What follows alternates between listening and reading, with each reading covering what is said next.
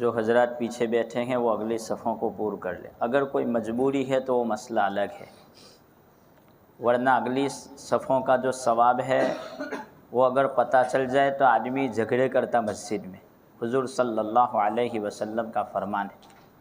اور جو نوجوان اوپر اگر پہنچ چکے ہیں تو میری آواز اگر ان کو پہنچی ہے تو وہ جلدی سے نیچے آ جائیں، نیچے مسجد میں پہنچیں، اگر پھر جگہ نہیں ہے تو پھر اوپر جائیں۔ الحمد للہ نحمده ونستعینه ونستغفره ونؤمن به ونتوکل علیہ ونعوذ باللہ من شرور انفسنا ومن سیئات اعمالنا من يهده الله فلا مضل له ومن يضلله فلا هادي له ونشهد أن لا إله إلا الله وحده لا شريك له ونشهد أن سيدنا ومولانا محمدا عبده ورسوله صلى الله تعالى عليه وعلى آله وأصحابه وسلم تسليما كثيرا كثيرا وداعيا إلى الله بإذنه وسراجا منيرا أما بعد فأعوذ بالله من الشيطان الرجيم بسم الله الرحمن الرحيم حاميم والكتاب المبين إنا أنزلناه في ليلة مباركة إنا كنا منذرين فيها يفرق كل أمر حكيم صدق الله مولانا العظيم قال الله تبارك وتعالى في شأن حبيبه إن الله وملائكته يصلون على النبي يا أيها الذين آمنوا صلوا عليه وسلموا تسليما اللهم صل على سيدنا محمد وعلى آل سيدنا محمد وبارك وسلم۔ گرامی قدر علماء کرام، بزرگان محترم اور عزیز ساتھیو، جس مذہب سے ہمارا تعلق ہے وہ مذہب اسلام ہے۔ اس مذہب کے عقائد میں ایک بات یہ ہے کہ اس کی کوئی گھڑی، کوئی رات اور کوئی دن منحوس نہیں ہے، کوئی بھی گھڑی منحوس نہیں ہے۔ اگر کوئی بندہ کسی گھڑی کو منحوس قرار دیتا ہے، کسی دن کو یا کسی رات کو منحوس قرار دیتا ہے، تو وہ اسلامی تعلیم کے سراسر خلاف ہے، کیونکہ کسی گھڑی کو، کسی وقت کو گالی دینے کی اسلام میں اجازت نہیں ہے۔ حدیث قدسی ہے، خود اللہ رب العالمین فرماتے ہیں کہ لوگ زمانے کو گالیاں دیتے ہیں حالانکہ زمانہ میں خود ہوں، لہذا کوئی بھی گھڑی اسلام میں منحوس نہیں ہے۔ البتہ کچھ وقت، کچھ راتیں، کچھ دن بڑی فضیلت رکھتے ہیں، اس میں وہ راتیں یا دن بڑے بابرکت ہوتے ہیں، جس میں نیکیوں کے دروازے کھول دیے جاتے ہیں، رحمتوں کے دہانے کھول دیے جاتے ہیں۔ اس میں سے ایک رات 15ویں شعبان کی رات ہے، اور آج سورج غروب ہونے کے بعد جو رات شروع ہوگی وہ 15 شعبان کی ہے۔ اللہ رب العالمین اس کی قدر کی توفیق عطا فرمائے۔ اب 15 شعبان کے متعلق لوگوں کے مختلف مزاج ہے، الگ الگ خیالات ہیں۔ کوئی اس میں بہت زیادہ پیچھے ہیں تو کوئی حد سے تجاوز کر چکا ہے، کوئی یوں کہتا ہے کہ اس کی کوئی اصل حدیث میں نہیں ہے، تو کوئی اتنا زیادہ اہتمام کر لیتا ہے جیسا کہ فرائض اور واجبات کا۔ تو میں احادیث کے ذریعے وہ چند باتیں آپ حضرات کے سامنے رکھتا ہوں تاکہ صحیح دین ہمارے پاس پہنچے۔ 10 صحابہ کرام رضی اللہ تعالی عنہم اجمعین سے 15ویں شعبان کی رات کی فضیلت مذکور ہے، ذکر کی جا چکی ہے۔ البتہ حدیث کے سند کے اعتبار سے کچھ سند کے راوی اس میں ضعیف اور کمزور ہے، جس کی وجہ سے چند حدیثوں کو کمزور لکھا ہے۔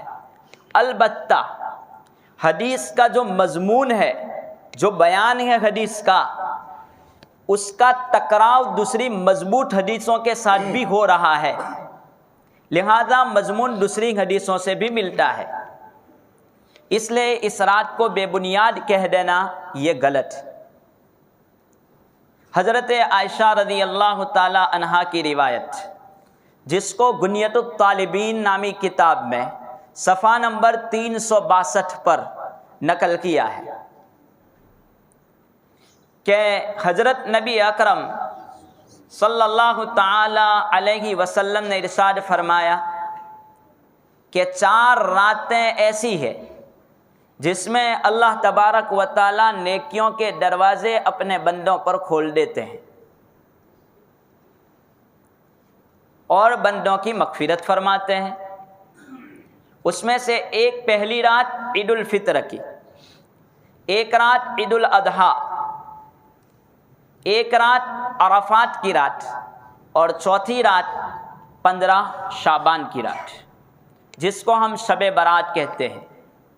یہ 4 راتیں ایسی ہیں جہاں پر نیکیوں کے دروازے کھول دیے جاتے ہیں، رحمت لٹائی جا رہی ہے۔ ایک اور روایت خلیفہ رابع، ہمارے چوتھے خلیفہ حضرت علی رضی اللہ تعالی عنہ کی روایت ہے۔ وہ فرماتے ہیں کہ رسول اللہ صلی اللہ تعالی علیہ وسلم نے ارشاد فرمایا، یہ روایت بھی غنیۃ الطالبین میں صفحہ نمبر 359 پر نقل کی گئی ہے۔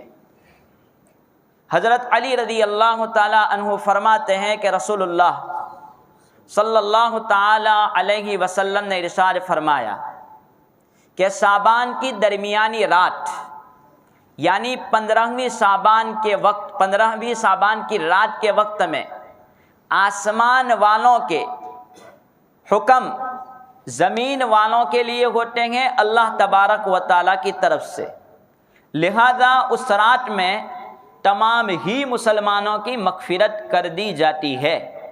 البتہ 4 آدمی ایسے ہیں کہ جن کی مغفرت نہیں کی جاتی۔ اس میں سے ایک بندہ مشرک، دوسرے نمبر پر دل میں میل اور کینہ رکھنے والا، تیسرے نمبر پر قطع رحمی کرنے والا، تعلقات توڑنے والا، اور چوتھے نمبر پر زیناکار۔ یہ 4 باتیں حضرت علی رضی اللہ تعالی عنہ نے نقل کی ہے۔ مشرک ہم صرف اس کو سمجھتے ہیں جو مورتی کے سامنے جھکے، حال یہ ہے کہ غیر اللہ کے علاوہ جس چیز کو بھی ہم اس کو حقیقی مسبب قرار دیں وہ تمام چیزیں شرک میں داخل ہیں۔ غیر اللہ کو چھوڑ کر جہاں کہیں بھی غیر اللہ کی طرف ہمارا دھیان چلا جاوے وہ تمام چیزیں شرک میں داخل ہیں۔ اگر کوئی بادشاہ اپنی حکومت لے کر کے بیٹھ جاوے اور وہاں رہنے والا کوئی بندہ اگر کسی دوسرے کی طرف جھک جاوے یا دوسرے کی تعریف کرے، اس کے گن گاوے، اس کے لیے کام کرے، تو حقیقی معنی میں اس کی سزا سولی ہوتی ہے، اس کو پھانسی دے دی جاتی ہے۔ اللہ تبارک و تعالیٰ کی یہ پوری کائنات ہے، اس میں شرک کی معافی نہیں۔ خود رب العالمین نے اس کے بارے میں فرمایا کہ میں جسے چاہے معاف کر دوں، لیکن مشرک کو معاف نہیں۔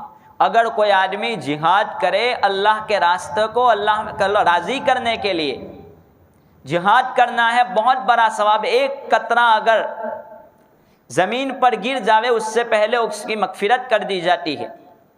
تو اللہ کے نام کو بلند کرنے کے لیے کوئی جہاد کرتا ہے لیکن اس کی نیت فاسد ہے، تو وہ مر جاوے، شہید ہو جاوے، اللہ تبارک و تعالیٰ کے یہاں اس کا کوئی بدلہ نہیں، کیونکہ نیت اس کی فاسد ہے۔ ایسی بہت ساری چیزیں۔ تو پہلے نمبر پر مشرک کے لیے کوئی معافی نہیں۔ دوسرے نمبر پر میل رکھنے والا، آج کل زیادہ فسادات ہمارے اسی پر ہے، ظاہر کچھ ہے باطن کچھ ہے۔ جب ملتے ہیں تو بڑے خوش و خرم مل رہے ہیں اور دل میں ایک دوسرے کا میل لیے پھرتے ہیں، کینہ، عداوتیں، دشمنیاں دلوں میں لے کر کے پھر رہے ہیں۔ تیسرے نمبر پر قطع رحمی کرنے والا، تعلقات توڑنے والا، اس کی بھی مغفرت نہیں۔ ہم روزانہ جب ہی 15ویں شعبان آتی ہے تو پہلی شعبان سے ہمارے میسیج شروع ہو جاتے ہیں کہ ہم معافی چاہتے ہیں، یہ کرتے ہیں۔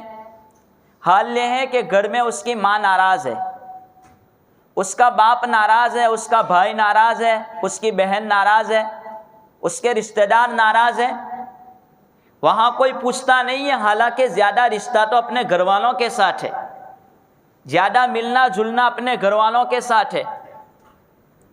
تو یہ ایک رسم بن چکی ہے، حالانکہ رسمی طور پر معافی مانگ لینے سے توبہ نہیں ہو جاتی، وہ تو حقیقی معنوں میں آدمی توبہ کرے۔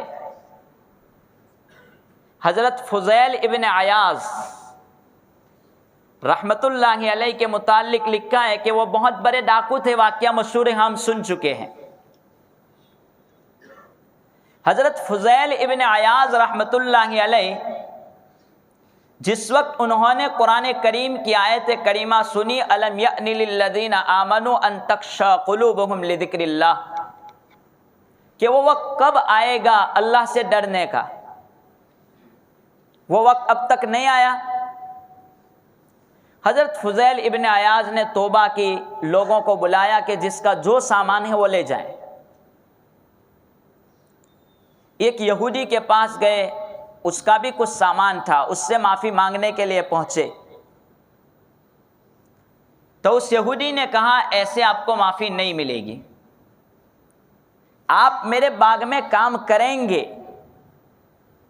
پانی پہنچائیں گے میرے کھیت میں پودوں کو، اور میرے باغات میں پانی دیں گے، سیراب کریں گے میرے باغات کو، اس کے بعد آپ کو میں معاف کروں گا، آپ کام کرنا شروع کر دیں۔ تو وہ یہودی کی بات سن کر حقیقی معنوں میں توبہ کر چکے تھے۔ فضیل ابن عیاض تو کہا کوئی مسئلہ نہیں ہے، میں اس کام کے لیے بھی تیار ہوں۔ کچھ مدت تک کام کرتے رہے، پھر وہ یہودی کو ایک بات یاد آئی کہ امت محمدیہ میں سے اگر کوئی بندہ سچے دل سے توبہ کر لے، گزشتہ پر پچھتاوا اور آئندہ نہ کرنے کا پکا ارادہ، تو اگر وہ اینٹ پر ہاتھ رکھ کر کے اس کے لیے دعا کرے کہ سونے کی ہو جائے تو وہ دعا بھی اس کی قبول ہو جاتی ہے۔ چلو میں اس کا امتحان لے رہا ہوں۔ چنانچہ حضرت فضیل ابن عیاض رحمت اللہ علیہ سے یہ بات اس نے نقل کی کہ تو دعا کر اس کے لیے، اینٹ رکھ، تو وہ سونے کی ہو گئی، وہ یہودی اسلام میں داخل ہو چکا۔ یہ روایت حضرت مولانا قمر الزماں صاحب نے نقل کی ہے۔ تو توبہ سچے اور پکے دل سے ہو۔ ہماری جو توبہ ہے وہ رسمی توبہ ہے۔ اور چوتھے نمبر پر زیناکار، یہ حضرت علی کی روایت۔ ایک اور روایت جس کو حضرت ابو ہریرہ رضی اللہ تعالی عنہ نے نقل کیا ہے، وہ فرماتے ہیں کہ ایک مرتبہ رسول اللہ صلی اللہ تعالی علیہ وسلم نے ارشاد فرمایا کہ ایک مرتبہ 15ویں شعبان کی رات تھی، حضرت جبرائیل علیہ السلام میرے پاس آئے اور آ کر کے عرض کیا، آسمان کی طرف اپنا چہرہ اٹھائیے، دیکھیں کیا ہے۔ تو میں نے اپنا منہ آسمان کی طرف اٹھایا، دیکھا کہ جنت کے سارے دروازے کھلے ہوئے ہیں، اور آواز آ رہی تھی ہر دروازے سے۔ ایک دروازے سے آواز آ رہی تھی کہ رکوع کرنے والے کے لیے خوشخبری ہے، سجدہ کرنے والے کے لیے، دعا کرنے والے کے لیے، آہو جاری کرنے والے کے لیے۔ لہذا ہر دروازے سے الگ الگ آوازیں آ رہی تھی۔ میں نے حضرت جبرائیل سے پوچھا یہ کیا ہے؟ کہا 15ویں شعبان کی رات ہے، کہاں تک رہے گا؟ تو کہا شروع رات سے، یعنی سورج کے غروب ہونے سے لے کر کے صبح صادق تک یہ منظر رہتا ہے۔ جو بندہ توبہ کرتا ہے، مغفرت کرتا ہے، نماز پڑھتا ہے، سب کچھ اللہ کے یہاں مقبول ہے۔ پھر حضرت جبرائیل علیہ السلام نے فرمایا آج کی رات میں بندوں کے نامہ اعمال سال بھر کے تیار ہوتے ہیں۔ کون دنیا میں آئے گا، کون جائے گا، کس کو کہاں سے کتنا رزق ملے گا، ساری چیزیں یہ لکھی جاتی ہیں۔ یہ حضرت جبرائیل علیہ السلام نے مجھ سے فرمایا۔ نیز حضرت یہ روایتیں، جو لوگ بالکل انکار کر رہے ہیں کہ 15ویں شعبان کے متعلق کوئی حدیث میں ذخیرہ نہیں ہے، یہ روایتیں بڑے بڑے علماء اور مفتیان نے نقل کی ہے۔ مضامین کچھ الگ الگ ادھر ادھر ہے، لیکن دوسری احادیث سے مضمون کی تائید ہو رہی ہے۔ یہ روایتیں حضرت نبی پاک صلی اللہ تعالی علیہ وسلم کا عمل کیا تھا، اب وہ عمل بھی دیکھ لیں۔ حضرت نبی پاک صلی اللہ تعالی علیہ وسلم کے عمل کے متعلق حضرت عائشہ کی روایت، حضرت عائشہ بیان کرتی ہیں کہ 15ویں شعبان کی رات تھی، میری باری تھی، حضور میرے گھر تشریف لائے، میرے حجرے میں، میرے کمرے میں آئے، تھوڑی دیر رکے کہ گھر سے باہر نکل گئے۔ اب میری غیرت جوش میں آئی، رشک ہوا کہ باری میری اور وہ کسی اور سوتن کے یہاں چلے جاویں، یہ مجھ سے برداشت نہیں ہوگا۔ میں آپ کو ڈھونڈنے کے لیے تمام ازواج کے گھروں پر پھری، لیکن حضور ملے نہیں۔ میں ڈھونڈتے ڈھونڈتے قبرستان تک پہنچی کہ میں نے حضور کو دیکھا، حضور استغفار کر رہے ہیں۔ تو میں وہاں سے واپس چلی آئی۔ میں گھر میں پہنچی، بیٹھی ہی تھی کہ حضرت نبی پاک صلی اللہ علیہ وسلم تشریف لے آئے۔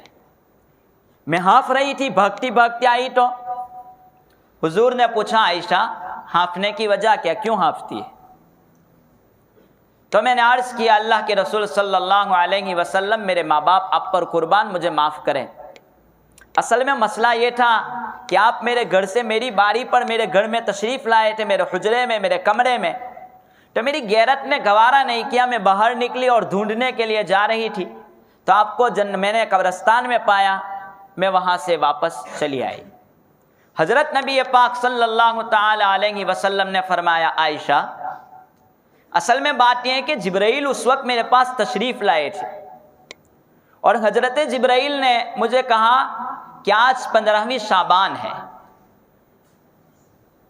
اور اس وقت میں اللہ تبارک و تعالی مسلمانوں کی مغفرت فرما دیتے ہیں، بنو کلب کی بکریوں کے بالوں کے برابر اللہ تعالیٰ لوگوں کو جہنم سے نجات اور چھٹکارا عطا فرما دیتے ہیں۔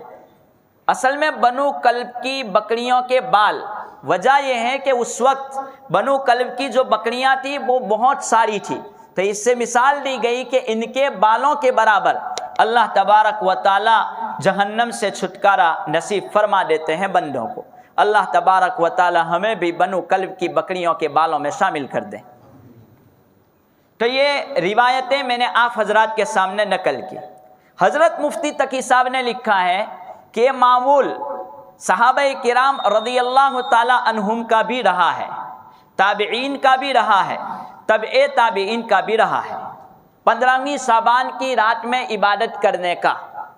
اب یہ تمام حدیثیں میں نے نقل کی عبادت کی لائن سے، البتہ عبادت میں غلو نہیں، ایسا نہیں یہ تو عبادت کرنی، آدمی چاہے تو نوافل پڑھیں، چاہے تو قضاء عمری پڑھیں، چاہے تو توبہ کریں، استغفار کریں، جو کچھ کرنا چاہے کر لیں، لیکن نوافل کی جماعت امام ابو حنیفہ رحمۃ اللہ علیہ کے نزدیک مکروہ تحریمی ہے، نہیں کر سکتے۔ باقاعدہ اس کا اہتمام نہیں ہونا چاہیے۔ عورتوں کے لیے بھی جماعت سے نماز پڑھنا نہیں ہے۔ ماں بہنیں بھی سنیں، ایسے وقت میں عامتاً ایک عورت زور سے پڑھتی ہے اور پیچھے عورتیں سنتی ہے اور نماز ہوتی ہے، لہذا باقاعدہ اہتمام نہ کیا جائے کہ لوگوں کو کہیں چلو مسجد میں عبادت کے لیے، چلو یہ کریں وہ کریں، ایسا نہیں۔ عبادت کریں آدمی اپنی طرف سے، نوافل پڑھیں، قرآن کی تلاوت کریں، ذکر اللہ کریں۔ اگر کچھ نہ کریں تو مغرب عشاء جماعت سے پڑھ لے، سو جاویں، فجر کے لیے اٹھ جاویں، اگر موقع ملے تو تہجد کے لیے اٹھ جاویں، اپنے رب سے معافی مانگیں۔ اصل میں غلو کر دیا ہے زیادہ، تو نہ آگے بڑھنا ہے نہ بالکل انکار کرنا ہے، عبادت بھی کرنا ہے شریعت کی حدود میں رہ کر کے، یہ چیزیں ہیں۔ حضرت مفتی تقی لکھتے ہیں ان روایتوں کو نقل کرنے کے بعد کہ مجھے یہ لگتا ہے کہ اللہ تبارک و تعالیٰ نے 15ویں شعبان جو دی ہے وہ رمضان سے 15 دن پہلے، گویا اگر کوئی آدمی بڑے اونچے مقام پر پہنچتا ہے، کوئی تقریب میں جاتا ہے، کوئی شادی وغیرہ، تو جتنے بڑے مقام پر وہ تشریف لے جاتا ہے اہتمام اتنا زیادہ ہوتا ہے۔ تو مجھے یوں لگتا ہے کہ رمضان بڑا بابرکت مہینہ ہے، تو اس میں داخل ہونا ہے تو اللہ 15 دن پہلے بندوں کی صفائی کروا رہے ہیں کہ آپ بڑے اونچے مقام پر داخل ہو رہے ہیں۔ البتہ دوسری کچھ چیزیں کہ لوگ یوں کہتے ہیں کہ اتنی صورتیں پڑھو، آیت الکرسی 5 مرتبہ پڑھو، 10 مرتبہ پڑھو، 15 مرتبہ پڑھو، یہ کرو نہ وہ کرو، ایسا کچھ بھی حدیث میں نہیں ہے۔ ان واہیات سے اپنے آپ کو دور رکھیں، نوافل پڑھیں، توبہ کریں، استغفار کریں، جو چاہے کرنا کر لیں، لیکن نہ کمی نہ زیادتی، اس طریقے پر عبادت کا اہتمام کرنا ہے۔ یہ ہے 15ویں شعبان۔ اللہ تبارک و تعالی ہم سب کے لیے یہ رات مغفرت کا ذریعہ بنا دے۔ گناہوں سے بچنے، توبہ کس کو کہتے ہیں؟ توبہ ہم کہتے ہیں کہ ابھی کر لی، بعد میں پھر دوسرے دن سے گناہ شروع، ایسا نہیں۔ توبہ سچے پکے دل سے آدمی کرے، آئندہ نہ کرنے کا عزم مسمى، پکا ارادہ کہ اب نہیں کروں گا۔ ہم لوگ کہتے ہیں کہ میں زنا سے توبہ کرتا ہوں، میں شراب سے توبہ کرتا ہوں، میں قطع رحمی سے توبہ کرتا ہوں۔ تعلقات جوڑیں، ٹیمپرواری نہیں کہ رسمی طور پر آج 15 شعبان ہے، ختم ہو گیا، نہ، اب آئندہ بھی اس سے تعلقات بہاں ایک درجے میں اجازت ہے۔ اگر کوئی اسلامی اعتبار سے کوئی اگر نافرمانی اللہ کے خاطر کوئی تعلق توڑتا ہے تو اجازت ہے۔ کوئی نماز نہیں پڑھتا ہے نہ تعلقات توڑ دیں، کوئی مسئلہ نہیں، آپ کو اجازت ہے، لیکن یہ تو بہت ساز و نادر، کم۔ اگر کوئی شریعت کی بے حرمتی کرتا ہے تو ٹھیک ہے، لیکن اپنی غرض کے لیے نہیں۔ اور عامتاً ہمارے تعلقات اسی لیے ہیں، ماں بہنوں کا رشتہ، کسی وراثت کا حصہ نہیں دیا، بھائی بہن سے نہیں بول رہا ہے، یہ تمام اپنے غرضانہ تعلق ہے۔ اسی لیے توبہ، سچی توبہ کی نیت سے آدمی عبادت کریں۔ اللہ تبارک و تعالی ہم تمام کو ان باتوں پر عمل پیرا ہونے کی توفیق عطا فرمائے۔ چند باتیں ہیں وہ انشاءاللہ عشاء کے بعد مختصر بیان ہوگا، عشاء کی نماز کے بعد مختصراً وضاحت ہوگی۔ اللہ تبارک و تعالی ہمیں ان باتوں پر عمل کی توفیق عطا فرمائے۔